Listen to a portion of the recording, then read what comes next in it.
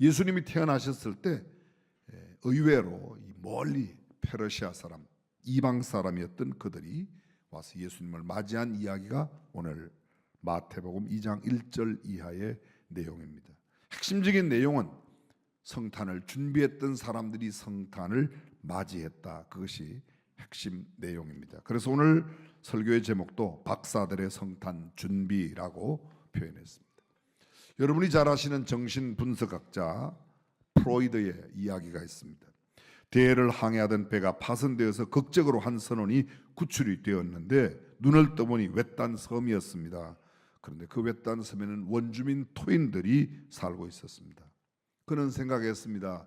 이 사람들은 사람도 잡아먹는 사람, 식인종, 나는 이제 죽었구나. 그런데 의외로 그 토인들이 자기를 그 토인들이 살고 있는 세계의 왕으로 대접을 하는 겁니다. 너무 이상해서 물어봤어요. 그랬더니 1년 동안 왕으로 대접하고 그리고 다른 외딴 무인도 섬에 보내어서 죽게 한다는 거야. 참 생각하니까 기가 막힙니다. 이제 1년만 그렇게 살다. 근데 이 사람이 지혜를 짜요. 그래, 내가 왕으로 1년 있는 동안에 그 무인도를 개간해야지. 그래서 그 마을 사람들을 보내서 무인도를 완전히 개발을 시킵니다. 그곳에 아름다운 집도 짓습니다. 그리고 예쁜 아가씨도 하나 미리 보내어 놓았습니다. 드디어 1년이 지나서 그 섬으로 보냈는데 그곳에 간 그 구출받은 선원이 그 예쁜 아가씨와 결혼해서 자자손손을 낳으면서 행복하게 살았다는 프로이드의 이야기입니다. 프로이드가 이야기를 통해서 하는 핵심적인 내용은 뭔가 하면 어떤 앞에 위기가 있어도 내게 주어진 삶의 길이 동안 잘 준비하면 그 모든 어려움은 물리칠 수 있다. 사랑하는 성도 여러분, 우리도 재림하시는 주님을 잘 준비하여 기다리면 영광스러운 복이 우리에게 임할 줄로 믿습니다. 어떤 아이가 주일학교 시간에 하나님 나라에 대한 이야기를 듣고 마음이 굉장히 설레었습니다. 집에 돌아가서 엄마에게 말을 합니다. 엄마, 하나님이 우리를 위해서 하나님 나라를 정말 멋지게 준비하셨대. 나 오늘 그걸 배웠거든. 하늘나라는 참 아름답고 좋고 너무너무 아름다운 아주 그런 곳이라고 이야기를 했습니다. 듣고 있던 엄마가 아이의 말이 맞다는 듯 머리를 쓰다듬어 주면서 칭찬을 해주었습니다. 아이는 다시 엄마에게 말합니다. 엄마는 다른 여행 준비는 언제나 철저하게 준비하는데 그 아름다운 하나님 나라 여행을 위해서는 왜 준비를 하지 않으세요? 우리는 며칠의 여행을 위해서도 준비합니다. 그런데 한 번 떠나면 다시 돌아오지 못하는 죽음의 마지막 길, 아니 새로운 영원한 세계를 맞이하는 일은 준비하지 않는다면 그것이야말로 얼마나 어리석은 사람이냐는 거죠. 오늘 본문에 나오는 동방의 박사들은 예수님을 만나 그들의 예비한 선물뿐만 아니라 그들의 삶 자체가 어떻게 주님을 만나는 준비를 해왔는가를 아름답게 보여주고 있습니다. 초림에 예수님을 만난 최초의 사람들 가운데 여러 사람들, 이를테면 목자가 있고 목자들이 찾아와서 그 지경에 밖에서 밤에 자기 양떼를 지키던 목자들이 예수님을 찾아온 이야기 다음에 저희들이 함께 나누겠습니다. 근데 오늘 본문에는 멀리 동방으로부터 왔다. 이방인입니다. 페르시아 사람, 바사 사람이야. 이 사람들은 먼 길을 여행하여 예수님을 찾아온 사람들입니다. 예수님을 유대인의 왕으로 오심을 알고 있었습니다. 그들이 와서 헤롯을 만나 이렇게 묻습니다. 유대인의 왕으로 나신 이가 어디 계시냐? 유대인의 왕으로 나신 이가 어디 계시냐고 묻습니다. 우리가 동방에서부터 그의 별을 보고, 그의 별, 누구의 별로? 태어난 왕의 별을 보고 왔노라고 이야기를 합니다. 예수님께 경배하러 왔다고 이야기했습니다. 헤롯 왕과 온 예루살렘이 이 이야기를 듣고 큰 소동이 났습니다. 헤롯 왕이 대제사장과 백성의 서기관들을 불러서 물었습니다. 유대인의 왕으로 나신 이가 어디서 나겠느냐? 그들이 대답합니다. 미가서, 구약 성경 미가서 5장에 있는 말씀 그대로 유다 베들레헴, 그렇습니다. 땅에 기록된 바 또 유대 땅 베들레헴아 너는 유대아 고월 중에 가장 작지 아니하도다. 내게서 한 다스리는 자가 나와서 내 백성 이스라엘의 목자가 되리라. 헤롯이 그 이야기를 듣고 박사들에게 이야기합니다. 박사들을 불러서 별이 나타난 때를 자세히 묻습니다. 베들레헴으로 보내면서 이르되 가서 아기께 대하여 자세히 알아보고 찾거든 내게도 고하여 나도 가서 그에게 경배하라. 여러분 잘 들어보십시오. 이게 가서 아기께 대하여 자세히 알아보고 나한테도 이야기해 주라. 나도 가서 경배할게. 표현은 그렇게 했는데 잘 들어요. 가서 아기께 경배하고가 아니에요. 가서 아기에 대하여 자세히 알아보고. 그 말을 좀 우리 용어로 바꾸면요, 가서 예수의 나심에 대해서 정보를 확실하게 조사해서, 쉬운 말로 스파이로 보냈습니다. 간첩으로 보냈습니다. 정보 채집을 위해서 보냈던 거예요. 가서 경배하라. 나도 가서 경배할 게 아닙니다. 자세하게 나한테 일러주라. 이미 헤롯 마음속에는 무슨 마음이 있어요? 아기를 죽이려고 하는. 이때 헤롯의 나이가 70이라고 말합니다. 70. 지금은 이런 살이 그렇게 많지 않지만 당시에 이런 살은 거의 임종을 앞두고 있는 상황이고요. 나이 많은 그가 이제 내가 죽으면 내 아들이 왕이 될 터인데, 아니 또 왕이 났다고? 큰일 났구나. 새로 난 이 왕은 나의 정적임과 동시에 내 아들의 적임을 알고 그를 없이 하려고 그렇게 했던 거죠.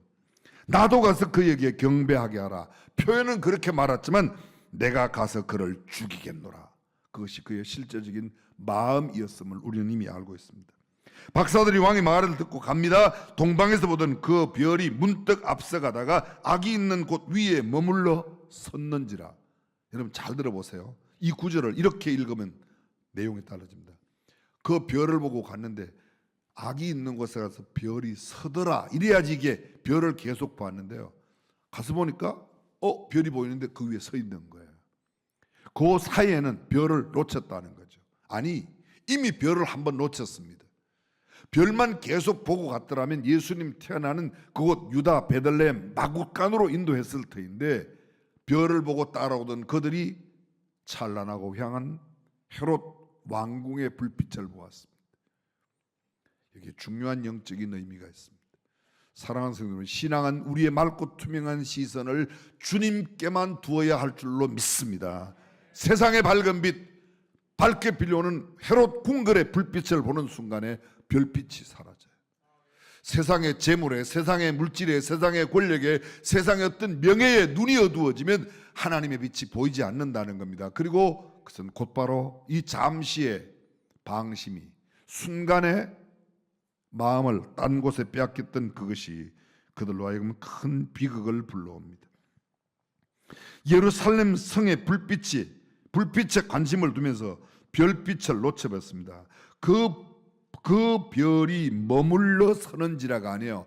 그 별이 머물러 섰는지라, 서 있는 상태를 본 겁니다. 별을 따라가다가 별이 서는 상태를 본 게 아니죠.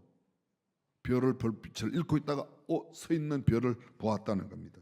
저희가 별을 보고 가장 크게 기뻐하고 기뻐하다. 별을 보고, 별을 잠시 못 보다가 다시 본 적 크게 기뻐했다는 거예요. 계속 보면 계속 기뻤을 텐데 그 순간에 또 기뻐하고 기뻐할 이유가 없는 겁니다.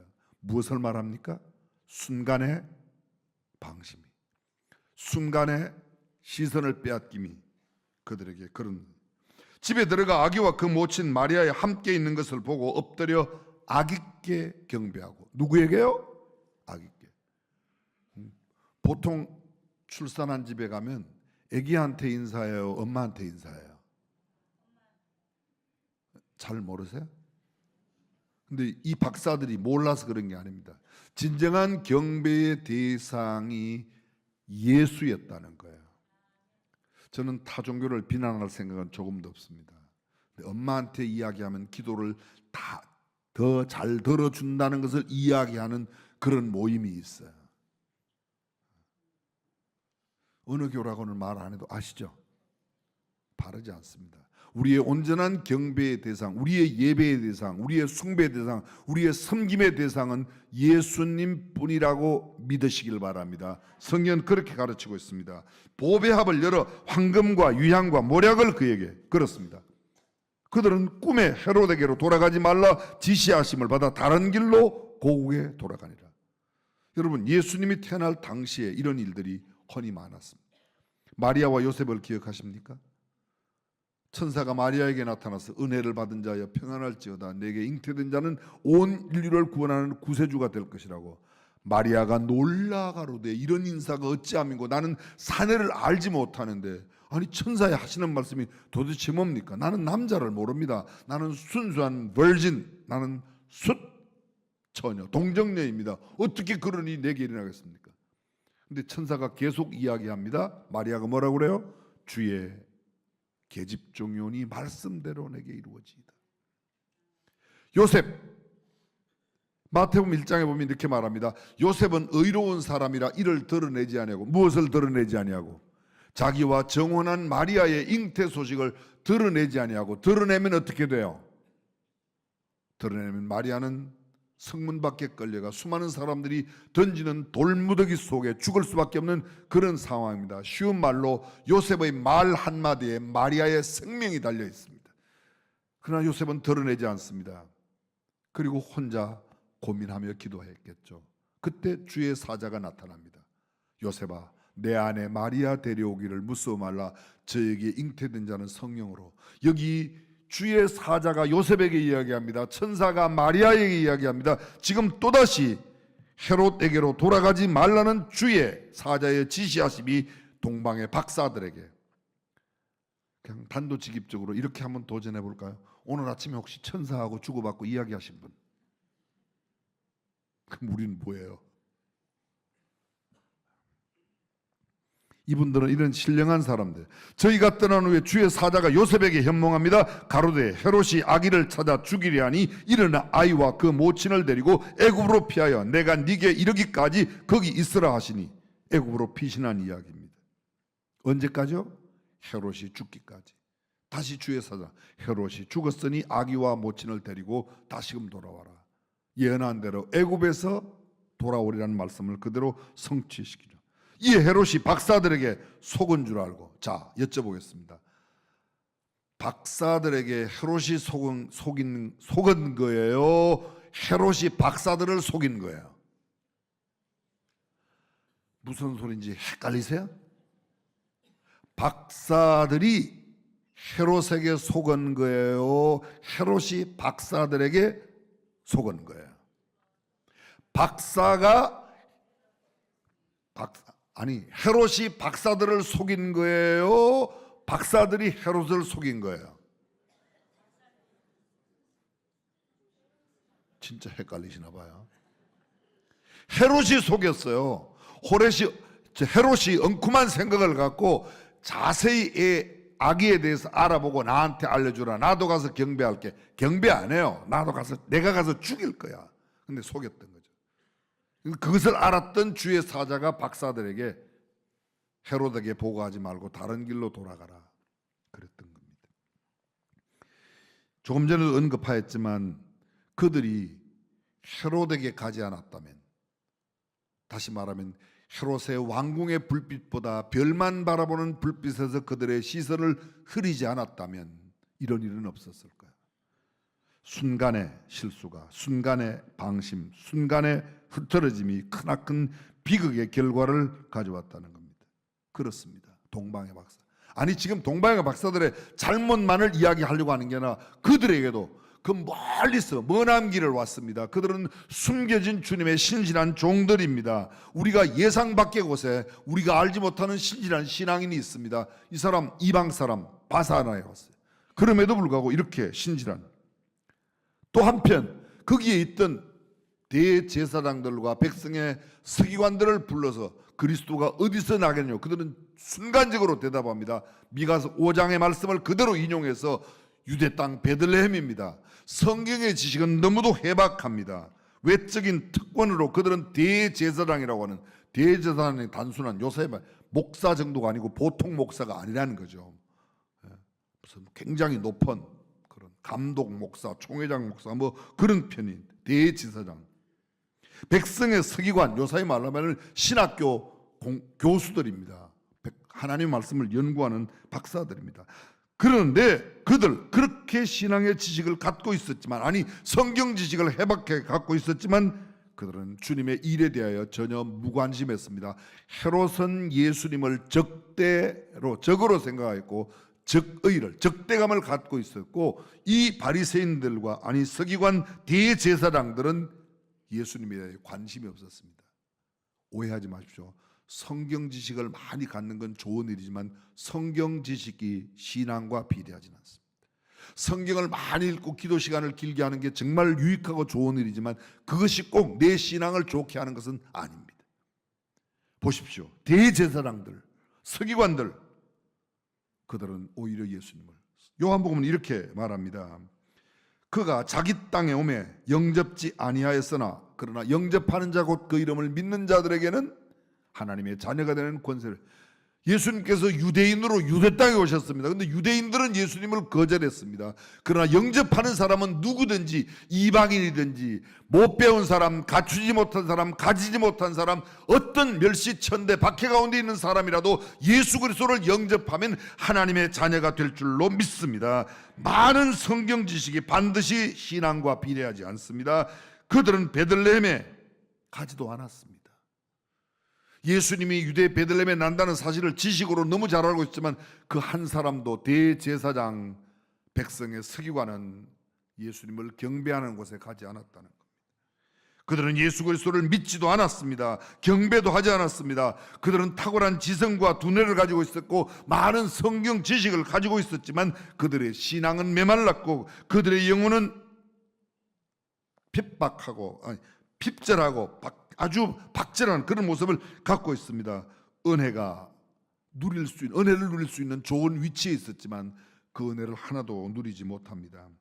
그런데 박사들은 달랐습니다. 그들은 멀리 있었습니다. 그들은 이방 사람이에요. 하나님을 잘 알지도 못하는 사람들입니다. 그들은 우리 주님의 나심을 알고 그의 별을 보고 따라왔습니다. 이 박사들의 영적인 근면과 성실, 우리가 배워야 할 부분입니다. 수많은 시간을 소요했을 겁니다. 그 멀리 바사에서, 페르시아에서 이곳 베들레헴까지 온다는 일은 결코 쉬운 일이 아닙니다. 사막을 지나야 하고 들판을 지나야 하고 광야를 지나야 합니다.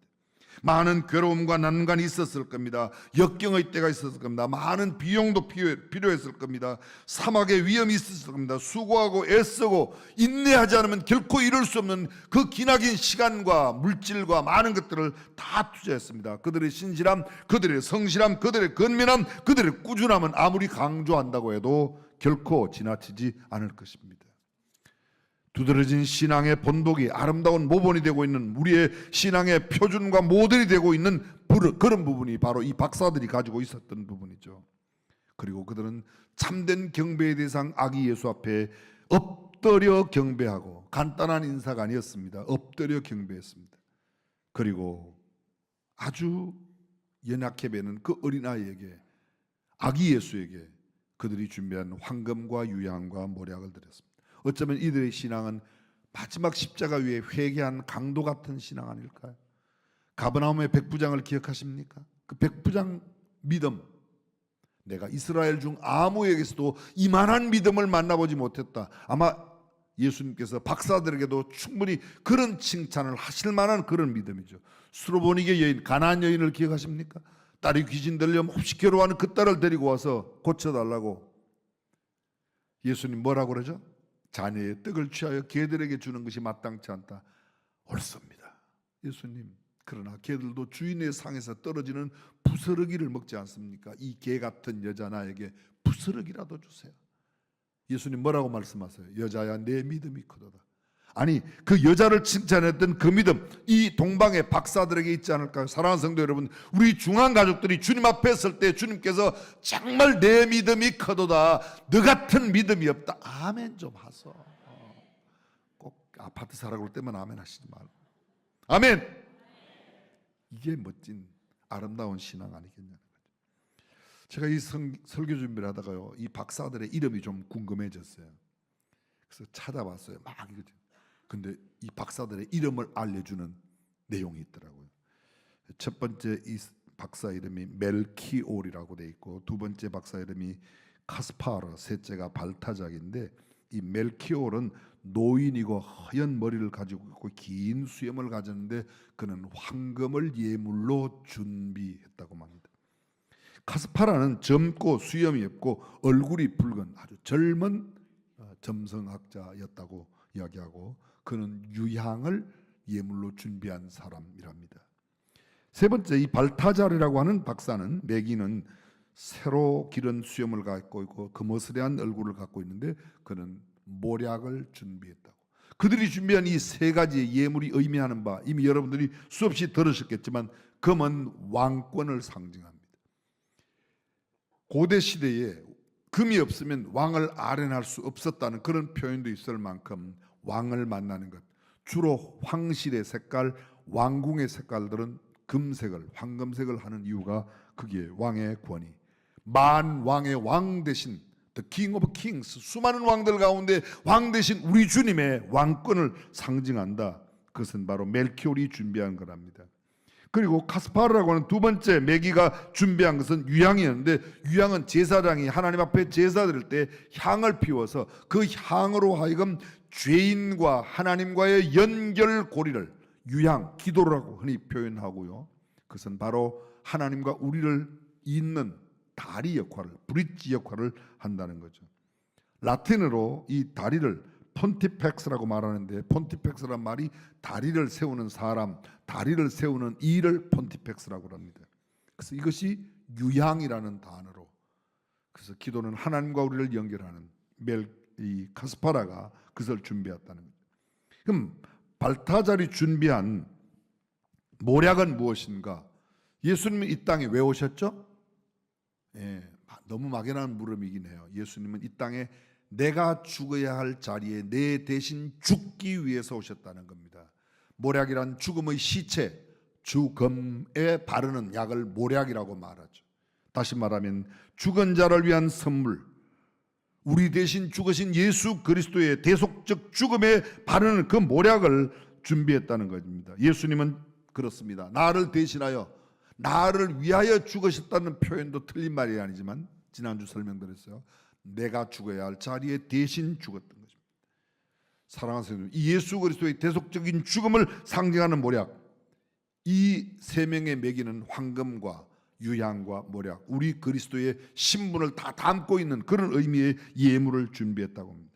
유명한 홀만 훌트라고 하는 화가가 있습니다. 그가 그림을 그렸습니다. 나사렛 예수라는 조그만 그림인데 소년 예수가 자기 집에 있는 모습을 그렸는데 그 모습이 예수님이 앉아있다가 햇볕이 내리쬐니까 햇볕 앞에 나와서 이렇게 팔짱을 편 모습인데 그 팔짱을 편 앞에 햇빛이 비치니까 뒤에 완벽한 십자가의 모습을 그림자로 된 모습을 보여주는데 이 그림의 핵심은 예수 그리스도의 대속적 죽음의 십자가를 보여주는 그림이라고 말합니다. 그렇습니다. 주님은 이 땅에 죽으시기 위하여 오셨습니다.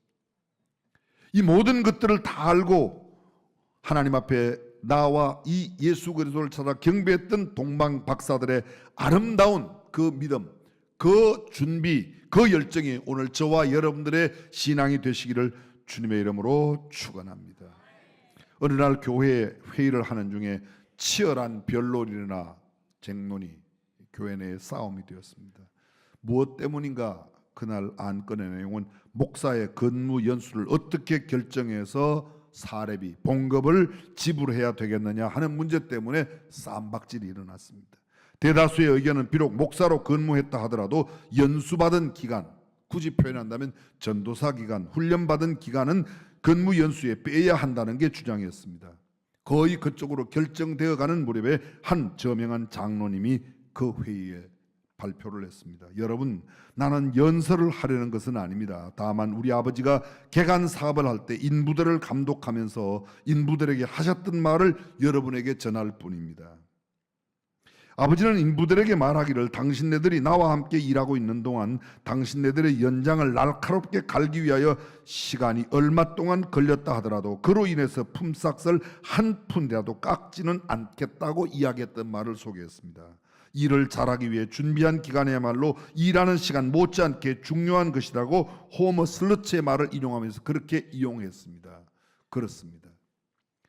실제적으로 예수님을 만나는 그 만남이 중요하지만 그 만남을 위하여 준비하는 그 시간이 비록 길어도 그건 결코 낭비하는 시간이 아니라는 겁니다. 준비가 없으면 만나지 못하기 때문입니다. 사랑하는 성도 여러분, 다시 오실 예수님을 생각하며 그 주님을 차근차근히 준비하고 성실하게 꾸준히 건면하게 준비하여 그때 영광스럽게 주님을 다 만나는 중앙가족 되시기를 주님의 이름으로 축원합니다.